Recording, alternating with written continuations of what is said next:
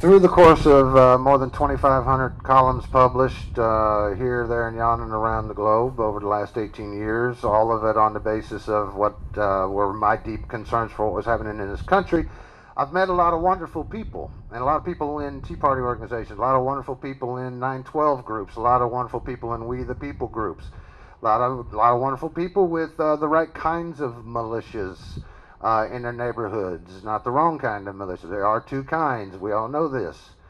And there are just literally millions of wonderful people. And through those conversations over the last 2 or 3 years, the biggest question became, now that we know what's up, what do we do about it? And how do we do it? And most of us, myself included, by the way, for most of 18 years, the most I did about it was research and write columns about it, trying to make a difference by getting the word out, by so-called educating the masses as to what was happening to our country. And that is important, to be sure. But at some point, and for me it was leading into the 2008 election cycle, when I knew, I felt very confident it was going to turn out very bad for this nation, I decided that writing columns was probably not enough. And I'd gotten together with a few people that I'd gotten to know over the years, and we formed a small group, mostly of veterans, and formed a small group called Freedom Force USA. And the intent of that was to follow up on a column I had put out in 2009, I believe it was September, October 2009, that called for the Tea Party to become tangible, to get out there and actually begin to take real actions. And that column brought in over 6,000 reader responses from all across the country and halfway around the globe, for that matter. And the response was, "You're so right. We've got to do more than talk about what's going on in this country. Yes, we need to be talking about it. I don't know about you, but when I grew up, there's three things that we were told not to talk about: religion, money, and politics. And guess what's all screwed up in our country today? Money, religion, and politics. It's because we don't talk about the things we should be talking about. We're busy keeping track of American Idol and Lindsay Lohan and a lot of other nonsense. And what we should be talking about is what our foundations are, how far astray we've gotten from them, and how to get back to where we belong as a country." And there are no shortage. You know, I wrote a follow-up column sometime after that, a few months after that. And there is, my observation of dealing with a lot of groups across the country and talking to a lot of different people was that there's no shortage of people who have a deep yearning to return to fundamental American principles and values in this country. There's no shortage of ideas about what we should be doing about it. In fact, there's so many ideas that we spend most of our time arguing about which ideas are better than the other ideas. And organization to organization and individual to individual. And I pointed out earlier with myself and Judy McLeod that it's okay to disagree 5 or 10, 15% of the time, because what's more important is the other 85% that we all agree on. This nation must be free, and we must have liberty, we must have justice, real justice, not social justice. We must have officials in government that abide by the laws and rules they make. And if they won't, we need new officials, plain and simple. We currently have a White House that does not belong in the White House. He will not abide by the law. He does not care about the law. He does not care what the Constitution says. He probably, as a false constitutional scholar, does not know what the Constitution says. But members of Congress are not much better. And I hear a lot of people talk about Democrats. And I know a lot of Democrats that are a serious problem in this country, but I know as many Republicans that are also a serious problem in this country. And then we have this new advent, the one that wants to call myself independent. And I've kind of picked on them over time, and so I've got a few enemies in that crowd too. Because to me, independent means undecided. And this is a bad time in this country and in this world to be undecided about anything. You better know what you stand for, and you better be proud to stand there. Because if you're not, you will be drugged back and forth from one side to the other by all these so-called experts about what this country is all about. Let me tell you what all this country is about. It's about you. And it's about me. And it's about my kids. And it's about your kids and grandkids. That's what it's about. Most of us, almost no matter how bad they mess things up the street, are probably going to get to the grave relatively unscathed. But my kids are in real trouble here. Real trouble.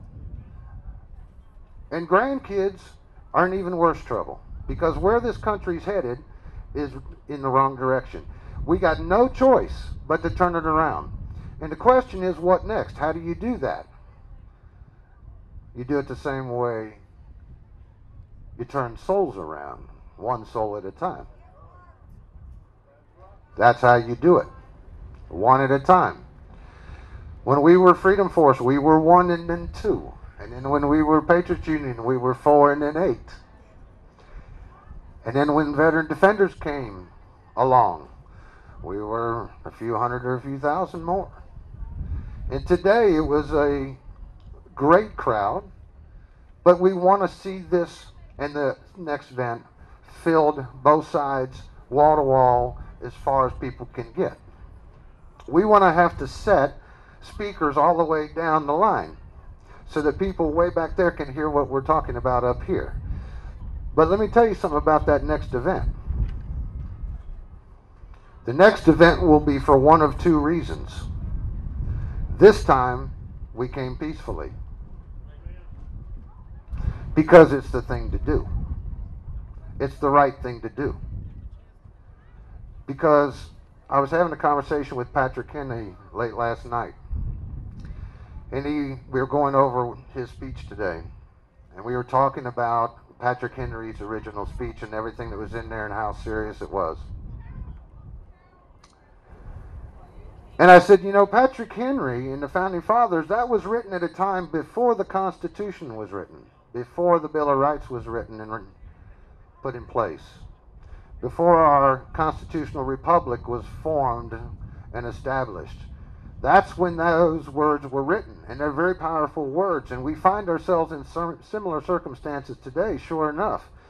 But there's something different about today from 230 some odd years ago when that was written, and that is we do in fact have a Constitution.